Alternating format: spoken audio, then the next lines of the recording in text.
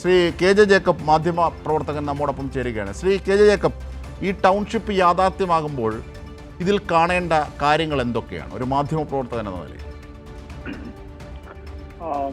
എൻ്റെ ഒരു വ്യക്തിപരമായ സന്തോഷം എന്നുള്ളത് ഈ ടൗൺഷിപ്പ് എന്നുള്ള ഒരു സജഷൻ ഏറ്റവും ആദ്യം വെച്ച ആളുകളിൽ ഒരാൾ ഞാനായിരുന്നു. അതിൻ്റെ ഒരു സന്ദേശം വളരെ ലളിതമാണ്. അത് ആകെ ഒരെണ്ണമാണ്. ഏതെങ്കിലും ഒരു പ്രകൃതി ദുരന്തത്തിന് മുമ്പിൽ അല്ലെ ഒരു ദുരന്തത്തിന് മുമ്പിൽ മലയാളി ഒരിക്കലും ഒറ്റപ്പെട്ടു പോവില്ല എന്നുള്ള ഒരു ഒറ്റ സന്ദേശം. ആ പ്രദേശം ഇന്ത്യയിലോ ലോകത്തിലോ എവിടെയെങ്കിലും ഇങ്ങനെ ഒരു ദുരന്തമുണ്ടായ പ്രദേശം ഒന്നാകെ ഒരുമിച്ച് ഒരു സമൂഹത്തിന്റെ സഹായത്തോടുകൂടി എണീറ്റ് നിൽക്കുന്ന ഒരവസ്ഥ ഞാൻ അധികം കേട്ടിട്ടില്ല. ഇന്ന് ഇത് ആദ്യത്തെ അല്ല. നമ്മൾ 2 ദുരന്തങ്ങൾ വന്നപ്പോഴും 2 പ്രളയങ്ങൾ വന്നപ്പോഴും നമ്മൾ ഇങ്ങനെ തന്നെ ചെയ്തു. കോവിഡിന്റെ സമയത്ത് ഒരു സമൂഹം എന്ന നിലയ്ക്ക് തന്നെയാണ് നമ്മൾ നിലനിന്നത്. പക്ഷെ അതിനേക്കാൾ കുറച്ചുകൂടി വളരെ സ്പെസിഫിക് ആയി, കോൺക്രീറ്റ് ആയി ഒരു പ്രദേശം മുഴുവൻ, അവിടുത്തെ മനുഷ്യരുടെ ജീവിതോപാധികൾ മുഴുവൻ പോവുകയും അവരുടെ വീടും കൃഷിസ്ഥലവും മുഴുവൻ പോയാൽ ഒരു സമൂഹം എന്ന നിലയ്ക്ക് നമ്മൾ ഒരുമിച്ച് എണീറ്റ് നിൽക്കുക. അത് അവരുടെ നഷ്ടമല്ല, അവരുടെ മാത്രം നഷ്ടമല്ല, എല്ലാവരുടെയും നഷ്ടമാണ്. അതുകൊണ്ട് നമ്മൾ എല്ലാവരും കൂടി ഇറങ്ങി ആ നഷ്ടം പരിഹരിക്കാൻ, അവർക്ക് പരിഹരിക്കാൻ പറ്റുന്ന നഷ്ടങ്ങൾ, ജീവനുകൾ നഷ്ടമായിട്ടുണ്ട്, അതിന് നമുക്ക് ആർക്കും ഒന്നും ചെയ്യാൻ പറ്റില്ല. പക്ഷെ ബാക്കിയുള്ള നഷ്ടങ്ങൾ ഒരു സമൂഹം എന്ന നിലയ്ക്ക് നമ്മൾ ഒരുമിച്ച് നിന്ന് പരിഹരിക്കാൻ ശ്രമിക്കുമെന്നുള്ള വലിയ സന്ദേശമാണ്. അതാണ് ഇപ്പൊ നമ്മളിവിടെ ചുരൽമല മുണ്ടക്കയിൽ കാണാൻ വേണ്ടി പോകുന്നത്. തീർച്ചയായും ഈ ഘട്ടത്തിൽ ഈ പ്രതിപക്ഷവും കേന്ദ്ര സർക്കാരും എടുത്ത വിഷയങ്ങളെ താങ്കൾ പ്രതിപാദിക്കാൻ ആഗ്രഹിക്കുന്നുണ്ടോ? അതൊന്ന് ഓർക്കേണ്ടത് കൂടി. അത് സത്യത്തിൽ അതിനകത്തുള്ളൊരു പ്രശ്നം ഓർക്കേണ്ടതില്ല എന്നുള്ളതാണ് അതിന്റെ ഒരു വസ്തുത. പക്ഷെ ഓർക്കേണ്ടി വരുന്നത് അങ്ങേയറ്റം ഖേദകരമായ ഒരു കാര്യത്തിലാണ്. ഇപ്പം പ്രതിപക്ഷത്തെ സംബന്ധിച്ചിടത്തോളം അവർക്ക് സർക്കാരിന്റെ കൂടി എല്ലാവരും കൂടി ചേർന്നാണ്. കാരണം ഇപ്പം കോൺഗ്രസ് നേതാക്കന്മാർ തന്നെ പറയുന്ന പോലെ അവരിൽ പലരും MLA മാർ പലരും ഇതിൽ ദുരിതാശ്വാസത്തിലേക്ക് പണം കൊടുത്തിട്ടുണ്ട്. അവരാ കൂടെ കൂടിയാൽ മതിയായിരുന്നു. പക്ഷെ അതിന് പകരം അവരെന്തോ പുതിയ ഒരു സംഭവം ഉണ്ടാക്കുന്നു എന്ന് പറഞ്ഞിട്ടും ആ പറഞ്ഞതിന്റെ പേരിൽ പിന്നെ നുണ പറഞ്ഞു നടക്കാൻ, അത് മാത്രമേ എനിക്ക് അതിൻ്റെ അത് പ്രശ്നമുള്ളൂ. നുണ പറഞ്ഞു നടക്കുകയാണ്. സർക്കാർ സ്ഥലം കൊടുക്കാമെന്ന് പറഞ്ഞിരുന്നു, എന്നിട്ട് സ്ഥലം കൊടുത്തില്ല എന്ന് പറഞ്ഞാൽ ആ നുണ പറച്ചിൽ നിർത്തുക. അത് മാത്രമേ എനിക്ക് പറയാനുള്ളൂ. ബാക്കിയുള്ളതൊക്കെ അവരോട് തന്നെ ന്യായീകരിക്കേണ്ട കാര്യങ്ങളാണ്. അതുപോലെ ആ പ്രദേശത്തെ മനുഷ്യരോട് ന്യായീകരിക്കേണ്ട കാര്യങ്ങളാണ്. ഇതെന്തിനാണ് ഈ നുണ പറഞ്ഞു നടക്കുന്നത് എന്ന് ആവർത്തിച്ച് പ്രതിപക്ഷ നേതാവും കോൺഗ്രസ് നേതാക്കന്മാരും പറഞ്ഞുകൊണ്ടിരിക്കുകയാണ്.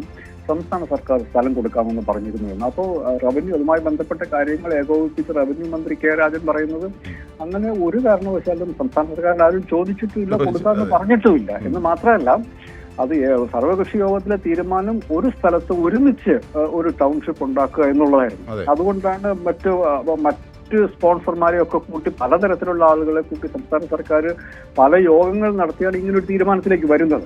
അപ്പൊ അത് സംസ്ഥാനത്തിന്റെ മൊത്തം പദ്ധതിയായിട്ടാണ് അത് വിഭാവനം ചെയ്യപ്പെട്ടത്.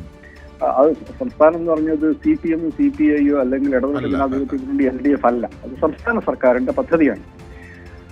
അപ്പൊ അതിന്റെ കൂടെ കൂടിയാൽ മതിയായിരുന്നു. അപ്പം അതിന് ഇപ്പൊ DYFI 25 വീട് എന്ന് പറഞ്ഞപ്പോൾ 30 വീട് എന്ന് പറഞ്ഞു വാശിക്ക് പറഞ്ഞ് ഒരിടത്ത് എത്തിയില്ല. അതായത് ഒരു പ്രതിപക്ഷം എന്ന നിലയ്ക്ക് ഒരു കാര്യം കൺസീവ് ചെയ്യാനോ അത് എക്സിക്യൂഷനിൽ എത്തിക്കാനോ പറ്റാത്ത ഒരു കൂട്ടര്, അതിന്റെ പ്രായോഗികതയെക്കുറിച്ച് യാതൊരു ധാരണയില്ലാത്ത കൂട്ടര് ഒരു വശത്ത്, അവനവന്റെ വീട് പണിയുന്നത് ഉത്തരവാദിത്തോടു കൂടി ആ പ്രോജക്ട് ഏറ്റവും നടത്തിയ സംസ്ഥാന സർക്കാരിന്റെ മെഷീനറി. അത് ചെറിയ കാര്യമല്ല.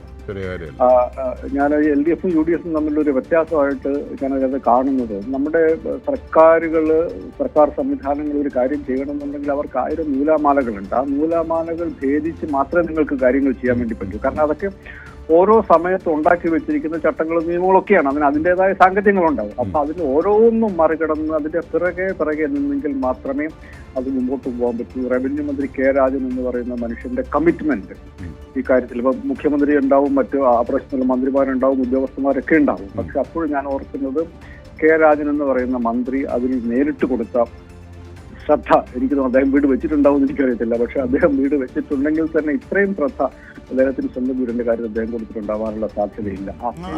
അത് ശരിയാണ്. കാരണം ഈ സർക്കാർ എന്ന നിലയിൽ ഇവരുടെ കൂട്ടായ്മ, പിണറായി വിജയന്റെ നേതൃത്വം ഒക്കെ ഇതിൽ ഗുണപരമായി തന്നെ അതിൽ പ്രതിഫലിക്കുന്ന ഒന്നാണ്. പിന്നീട് ഒരു കാര്യം കൂടി ശ്രീ കെ ജെ ജേക്കബ്, ഇവിടെ ഒരു യൂണിയൻ സർക്കാരുണ്ട്. കുട്ടിയെ എടുത്ത് താടി രോമങ്ങളുടെ ഇടയിലൂടെ ഫോട്ടോഷോപ്പൊക്കെ നടത്തിയതാണ്. ആ പ്രധാനമന്ത്രിയുടെ ഭാഗത്തുനിന്ന് ഒരു സഹായം ഒന്നും കിട്ടിയില്ല. അത് നമ്മൾ ഇതൊക്കെ നമ്മൾ എനിക്ക് തോന്നുന്നു മനുഷ്യർ മുമ്പോട്ട് പോകുമ്പോൾ ചർച്ച ചെയ്യുന്നുള്ളതാണ്. ഈ ഫോട്ടോഷോപ്പ് വിദഗ്ധന്മാരും ഈ വർത്തമാനം ഒന്ന് കുഞ്ഞുങ്ങളുടെ മുടിയിലൊന്ന് തൊട്ട് ആളെ ഒന്ന് എടുത്ത് ഉമ്മ വെച്ചു, ഒരു ചേട്ടനോട് ഒരു വർത്തമാനം പറഞ്ഞു, ഒരു ചേച്ചിയോട് ഒരു പാട്ടുപാടി, ഇങ്ങനെയൊക്കെ നിങ്ങൾ ആൾക്കാരുടെ കണ്ണിൽ പൊടിയിട്ട് നടക്കാം. ഇതുപോലെ ഒരു ഗ്ലോബൽ സ്കെയിലിൽ, ഒരു ഗ്ലോബൽ പിന്നെ ക്വാളിറ്റി നിലവാരത്തിൽ, ഒരു ലോകോത്തര നിലവാരത്തിൽ റോഡുകളും കളിസ്ഥലങ്ങളും അടക്കം അവർക്ക് അവിടെ അന്തസ്സോടുകൂടി അവരുടെ നഷ്ടപ്പെട്ടു പോയ ജീവനുകൾ പോയി, ബാക്കിയുള്ള കാര്യങ്ങളിൽ അതൊഴിച്ച് അവർക്ക് അന്തസ്സോടുകൂടി ജീവിക്കാൻ പറ്റും. അവർ കേരളത്തിന്റെ ബ്രാൻഡ് അംബാസഡർമാരായിട്ട് മാറും. അതിജീവനത്തിന്റെ കേരളത്തിന്റെ ബ്രാൻഡ് അംബാസഡർമാരായിട്ട് ആ സ്ഥലത്തെ മനുഷ്യർ മാറും. അതൊരു അതിഗംഭീരമായ മോഡലാണ്. അതിൽ നമുക്ക് പുനരധിവാസ രീതിയിൽ തന്നെ ഒരു മാതൃകയായി മാറുകയാണ് അല്ലേ?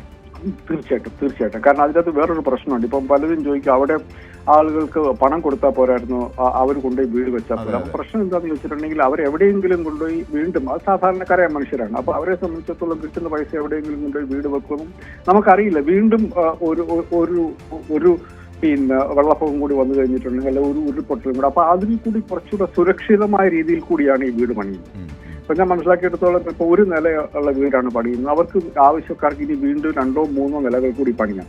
വയനാടിന്റെ അവസ്ഥയിൽ ചിലപ്പോൾ അതൊക്കെ ഈ വീടുകളൊക്കെ ഓരോ വീടും ഓരോ ഹോം സ്റ്റേകളായിട്ട് മാറാം. അവർക്ക് അതിൻ്റെ അകത്ത് വരുമാനം ലഭിക്കുന്ന ഒരു അവസ്ഥയിലേക്ക് വരും. അത്രത്തോളം ഉറപ്പോടുകൂടി, ഭംഗിയോടുകൂടി, കരുതലോടുകൂടിയാണ് ഈ വീടുകൾ ഉണ്ടാക്കിയിരിക്കുന്നത്. എനിക്ക് തോന്നുന്നത് ഒരു ലോകോത്തര മാതൃക തന്നെയാണ് നമ്മൾ എല്ലാ മനുഷ്യരും. ഇപ്പൊ ഞാൻ പറയുന്നത് പ്രതിപക്ഷം അവർ ഈ നുണ പറയുന്ന കാര്യത്തിൽ മാത്രമേ എനിക്ക് അഭിപ്രായ വ്യത്യാസം.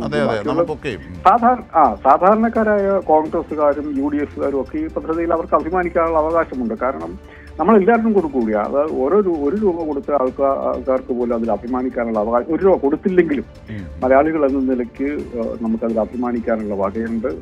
എല്ലാവരും ഇതിൻ്റെ അകത്ത് എന്ത് മര്യാദകൾ പറഞ്ഞു നടക്കുന്ന ആൾക്കാർക്ക് പോലും മലയാളി എന്ന നിലയ്ക്ക് അഭിമാനിക്കാനുള്ള ഒരു സ്ഥാപനമാണ് ആ ടൗൺഷിപ്പ്. അതെ, താങ്കളുടെ ആ പ്രയോഗം എനിക്ക് ഇഷ്ടപ്പെട്ടു. അവർ ഈ പുനരധിവാസത്തിന്റെയും കേരള വികാസത്തിന്റെയും ഒക്കെ ബ്രാൻഡ് അംബാസിഡർമാരായി മാറുകയാണ് അല്ലേ?